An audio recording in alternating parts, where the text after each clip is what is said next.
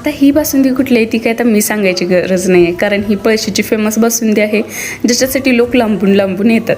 आणि ती मी आज आणली होती कारण मला बनवायचा होता केक बासुंदी फ्लेवरचा. तर हो, आपल्याकडे बासुंदी फ्लेवरचा केक मिळतो आणि तो इतका हाय डिमांडवर आहे. एकदा जर कस्टमरने तो केक घेतला तर मला त्यांना नंतर सांगायलाच लागत नाही आपल्याकडे कुठले कुठले फ्लेवर आहेत, कारण ते विचारतच नाहीत मला, ते डायरेक्ट सांगतात बासुंदी फ्लेवरचा केक द्या. सो मला इथं तो केक बनवायचा होता, त्यामुळे मी केकच्या फक्त 2च लेअर केलेत.